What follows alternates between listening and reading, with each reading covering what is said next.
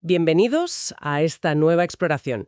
Hoy nos metemos de lleno con un tema que, bueno, está en todas partes y define nuestro tiempo: el cambio climático global.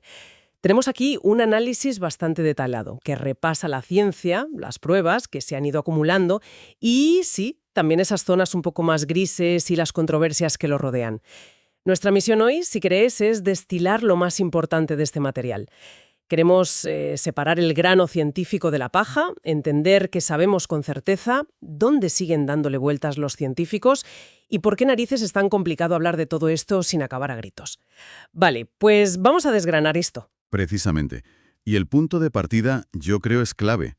La ciencia ha reunido una cantidad de verdad ingente de pruebas que apuntan a un calentamiento global sin parangón en la historia reciente, y que la causa principal somos nosotros, la actividad humana.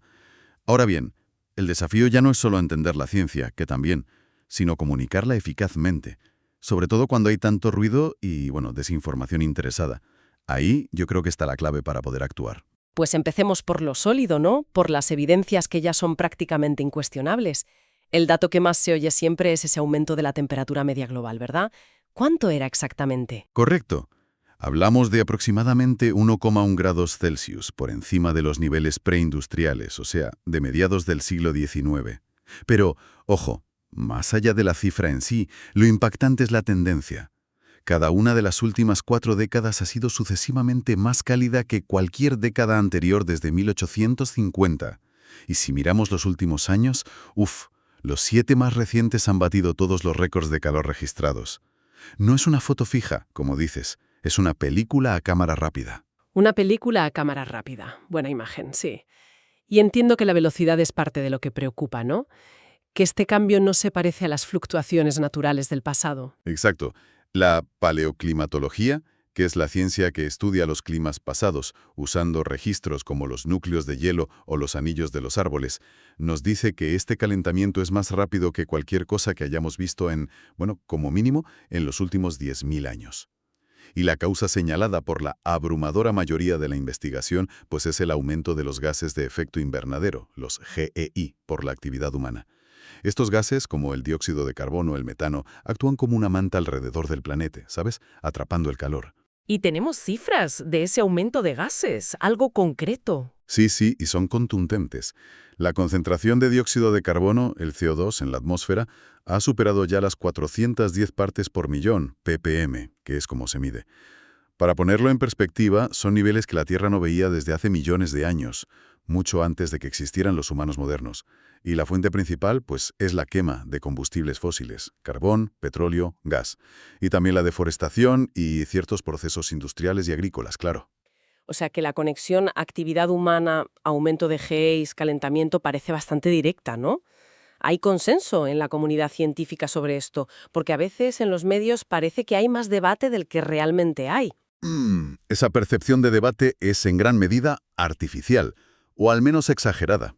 Múltiples estudios que han analizado miles de publicaciones científicas revisadas por pares concluyen que más del 99% de los científicos expertos en clima coinciden. El calentamiento reciente es real y causado principalmente por el ser humano. El IPCC, que es el organismo internacional que sintetiza toda esta ciencia, lo califica de hecho establecido. El debate científico real, el de verdad, no está ahí. Está en otros matices que ahora si quieres vemos. Entendido. Entonces, más allá de ese 1,1 grado de fiebre planetaria, ¿cómo se manifiesta este calentamiento? ¿Qué cambios concretos estamos viendo ya? Pues mira, los impactos son múltiples y están todos interconectados. Una parte enorme de ese calor extra la están absorbiendo los océanos, y eso provoca el calentamiento de sus aguas superficiales, afecta a las corrientes, a la vida marina, y luego está el deshielo, que es muy visible. ¿Te refieres a los glaciares y los polos? Exacto. Groenlandia y la Antártida están perdiendo hielo a un ritmo acelerado. Hablamos de cientos de miles de millones de toneladas al año. Esto no son opiniones, son mediciones por satélite. Y no solo los casquetes polares, los glaciares de montaña, desde los Alpes hasta los Andes o el Himalaya, están retrocediendo de forma generalizada en casi todo el mundo. A esto se suma una disminución drástica del hielo marino del Ártico, sobre todo en verano, y también de la capa de nieve primaveral en el hemisferio norte. Y todo ese hielo que se derrite, y el agua del océano que se calienta y se expande. Acaba subiendo el nivel del mar, supongo. Directamente. El nivel medio global del mar ha subido unos 20 centímetros desde principios del siglo XX. Y lo preocupante, de nuevo, es la aceleración. El ritmo de subida en las últimas décadas es más del doble que el del siglo pasado. Esto ya está causando problemas serios de inundaciones costeras y erosión en muchas partes del mundo. Impactante, la verdad. Y has mencionado antes que estos cambios se conectan. ¿Cómo afecta todo esto a los fenómenos meteorológicos extremos? Porque parece que son cada vez más noticia, ¿no? Sí, lo fascinante aquí, y también preocupante, es cómo ese calentamiento general, digamos, carga los dados del clima, hace más probables o más intensos ciertos eventos extremos. Vemos una clara multiplicación de los récords de calor en todo el mundo, mientras que los récords de frío son cada vez más raros. Es una señal inequívoca. También hay una tendencia observada en muchas regiones hacia lluvias más torrenciales. La física básica nos dice que una atmósfera más cálida puede contener más vapor de agua, aproximadamente un 7% más por cada grado de calentamiento. Eso significa que cuando llueve hay potencial para que las precipitaciones sean más intensas, aumentando el riesgo de inundaciones. Y las olas de calor, bueno, son sin duda más frecuentes, más largas y más intensas en muchas zonas habitadas. Eso está clarísimo. ¿Y qué pasa con otros fenómenos como los huracanes o los ciclones? ¿Ahí también hay una tendencia clara? Ahí el panorama es un poco más matizado, hay que decirlo. Aunque la física sugiere que océanos más cálidos deberían proporcionar más combustible a los ciclones tropicales. Y hay evidencia de que la proporción de los más intensos, categorías 3, 4 y 5, probablemente ha aumentado, pues no hay una tendencia clara detectada a nivel global en el número total de ciclones. Sin embargo, que los más fuertes sean potencialmente más fuertes, es una preocupación seria. Lo hemos visto con algunos huracanes devastadores recientes. Vale, recapitulemos un momento las certezas. Si tuviéramos que resumir lo que la ciencia da por sentado, así, en titulares, ¿qué diríamos? Podríamos decir, 1. El planeta se está calentando a un ritmo acelerado y sin precedentes recientes. Ese 1,1 grado más o menos es la referencia actual. 2. La causa principal es la actividad humana, por las emisiones de gases de efecto invernadero. Ningún factor natural conocido puede explicar este calentamiento. 3. Los impactos de este calentamiento ya son visibles y medibles en todo el sistema climático. Deshielo, subida del nivel del mar, cambios en los extremos. Y 4, muy importante, los impactos no son uniformes. Algunas regiones, como el Ártico, se calientan mucho más rápido, y las comunidades más vulnerables, que a menudo son las que menos han contribuido al problema, son las que más sufren y tienen menos capacidad para adaptarse. Y todo esto, insistes, no viene de un solo estudio, ¿verdad? Sino de muchas pruebas diferentes. Exacto, eso es fundamental. Se basa en múltiples líneas de evidencia independientes, mediciones directas de temperatura en tierra y mar, datos de satélites, registros de subida del nivel del mar, análisis de la química atmosférica, estudios de glaciares, casquetes polares, registros paleoclimáticos, y todo ello respaldado por modelos climáticos basados en la física fundamental que, bueno, reproducen bastante bien estos cambios observados. La solidez de la conclusión principal, que el calentamiento es real, humano y peligroso, es muy, muy alta. Entendido. Pero has dicho antes que el debate científico sigue en otros frentes. Aquí es donde se pone realmente interesante. Si el panorama general está claro, ¿dónde están ahora mismo las mayores preguntas o, digamos, las incertidumbres para los científicos? Buena pregunta. A ver, una de las áreas clave de investigación activa es lo que se llama la sensibilidad climática de equilibrio, la ECS por sus siglas en inglés. Suena técnico, pero básicamente intenta responder a esto. Si duplicamos la cantidad de CO2 en la atmósfera y esperamos a que el clima se estabilice, ¿cuánto subirá la temperatura media global? ¿Y no se sabe la respuesta exacta? ¿Todavía no? No con precisión milimétrica, no. El IPCC da un rango probable de calentamiento por duplicación de CO2 de entre 2 y 5 grados Celsius. La estimación más probable está alrededor de los 3 grados. La razón de esta incertidumbre no es que no entendamos el efecto invernadero básico, sino la complejidad de las llamadas retroalimentaciones climáticas. Retroalimentaciones. ¿Esos efectos dominó que mencionabas antes? Exacto. Son procesos que pueden amplificar o a veces amortiguar el calentamiento inicial. Por ejemplo, al calentarse el planeta, se derrite el hielo. El hielo es blanco y refleja la luz solar. Menos hielo significa que la superficie absorbe más calor, lo que causa más calentamiento. Eso es una retroalimentación que amplifica, ¿ves? Las nubes son especialmente complicadas.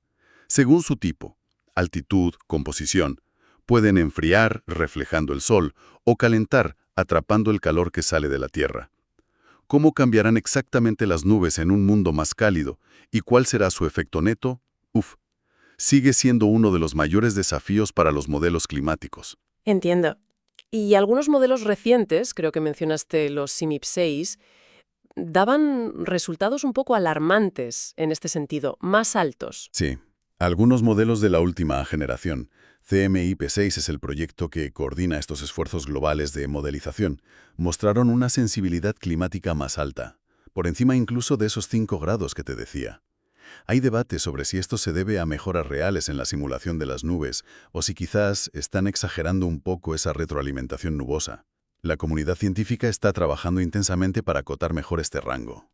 ¿Y esta incertidumbre en la sensibilidad cómo afecta a las predicciones de futuro, a lo que podemos esperar? Pues lógicamente introduce un margen en las proyecciones.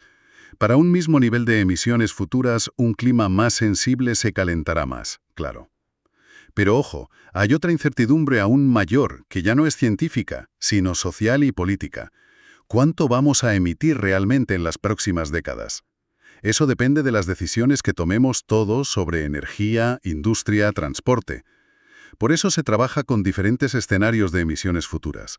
Desde escenarios muy optimistas, con reducciones rápidas y profundas, hasta pesimistas, si seguimos como hasta ahora o peor. Las políticas actuales, tal como están ahora mismo, nos llevan a superar el objetivo de 1,5 grados bastante pronto y apuntan a un calentamiento de alrededor de 3 a 3,2 grados para finales de siglo. Escenarios mucho más ambiciosos podrían limitar el calentamiento adicional, pero bueno, la ventana de oportunidad se cierra. La diferencia entre esos futuros no es tanto duda científica, sino incertidumbre sobre nuestra propia acción colectiva. Vale, sensibilidad climática y emisiones futuras son dos fuentes de incertidumbre en las proyecciones. Hay otras áreas de investigación activa importantes. He oído hablar de los puntos de inflexión. Suena bastante dramático, la verdad. Y lo son, potencialmente. Un punto de inflexión, o tipping point, como se dice en inglés, es un umbral crítico en una parte del sistema climático. Si lo cruzamos, podemos desencadenar un cambio grande, rápido y a menudo irreversible. Un cambio que se autoalimenta, aunque después reduzcamos las emisiones. Imagina empujar una roca cuesta arriba. Al principio cuesta, pero si la empujas más allá de la cima, rodará sola hasta abajo sin que puedas pararla. Uf. ¿Y de qué sistemas estamos hablando? ¿Qué podría volcar? Se investigan varios. Algunos de los más preocupantes son, por ejemplo, el posible colapso de grandes masas de hielo en Groenlandia o en la Antártida Occidental. Eso aceleraría muchísimo la subida del nivel del mar. También el deshielo abrupto del permafrost, esos suelos congelados en altas latitudes que liberarían grandes cantidades de CO2 y metano, realimentando el calentamiento. O cambios bruscos en las corrientes oceánicas, como la circulación meridional de vuelco del Atlántico, la AMOC, que regula el clima en Europa y Norteamérica. O la muerte a gran escala de ecosistemas clave como la selva amazónica o los arrecifes de coral. ¿Y qué dice la ciencia sobre qué tan cerca estamos de esos umbrales? ¿Hay peligro inminente? Aquí es donde la investigación reciente es más inquietante, sí. Algunos estudios sugieren que con el calentamiento actual de alrededor de 1,1 grados, podríamos estar ya muy cerca de cruzar los umbrales de algunos de estos sistemas. Por ejemplo, los corales o partes de las capas de hielo. El riesgo aumenta claramente con cada décima de grado. A 1,5 grados, varios puntos de inflexión se consideran probables, y el riesgo se vuelve alto o muy alto si nos acercamos o superamos los 2 grados. Entonces, la incertidumbre aquí no es si existen estos puntos, sino cuándo exactamente se activan y qué tan rápido ocurre el cambio después. Es eso. Exactamente. La investigación se centra en determinar esos umbrales con mayor precisión. ¿Es a 1,8 grados o a 2,5, que se vuelve inevitable el colapso de tal sector de hielo? Y en entender la velocidad y la magnitud del cambio una vez superado. Lo que sí está claro es el mensaje de precaución. Cada décima de grado cuenta para reducir el riesgo de desencadenar estos cambios potencialmente catastróficos y, bueno, fuera de nuestro control. Mantenerse por debajo de 1,5 o 2 grados es una estrategia de gestión de riesgos fundamental. Y una última área de incertidumbre que mencionaba el análisis es a escala más local, ¿verdad? Que predecir qué pasará exactamente en mi región o mi ciudad es más difícil que el panorama global. Regional o local introduce más incertidumbre. Por ejemplo, los patrones de lluvia específicos, la intensidad exacta de las sequías en una comarca o la frecuencia de tormentas severas en un valle concreto. Los modelos climáticos globales operan con resoluciones de decenas o cientos de kilómetros. No pueden capturar todos los detalles finos del terreno o fenómenos muy localizados, como una tormenta de verano muy intensa.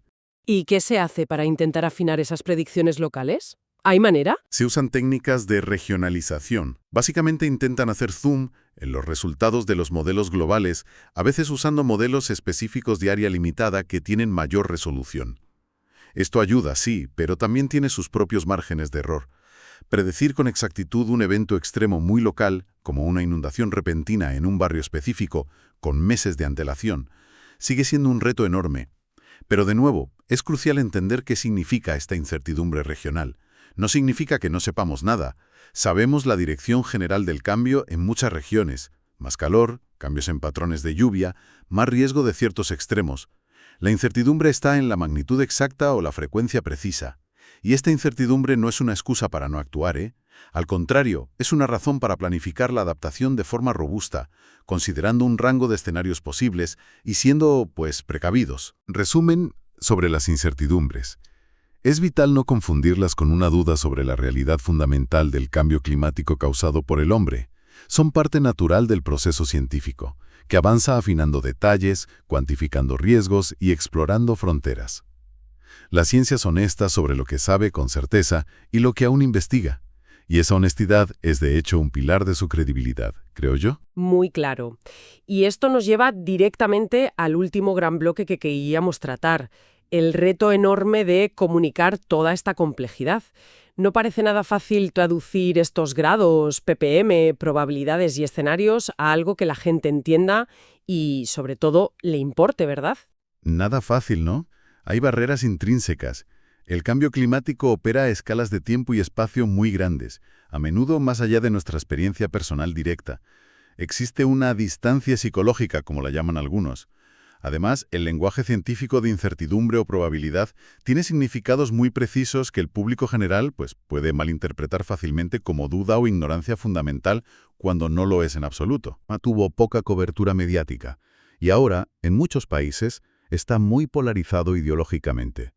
La gente tiende a interpretar la información científica a través del filtro de sus creencias políticas o de grupo. Es un fenómeno conocido como razonamiento motivado. Es difícil que los datos por sí solos cambien opiniones muy arraigadas. Y por si fuera poco, está el problema de la desinformación deliberada. El análisis que tenemos aquí distingue entre información errónea, que puede ser un error sin mala intención, y la desinformación, que es otra cosa. Sí, y es una distinción crucial. La desinformación es la creación y difusión intencionada de información falsa o engañosa, con el objetivo de manipular la opinión pública, a menudo por intereses políticos, ideológicos o, claro, económicos. Y el cambio climático ha sido y sigue siendo un objetivo principal de campañas organizadas de desinformación. ¿Qué tipo de tácticas usan? ¿Cómo operan? Pues van desde la negación directa de la ciencia básica, aunque esto es menos común ahora entre actores influyentes, se han vuelto más sutiles, hasta tácticas más, efectivas. Sembrar la duda sobre el consenso científico, exagerar las incertidumbres legítimas, promover narrativas de retraso. Ya sabes, sí es real, pero no es urgente.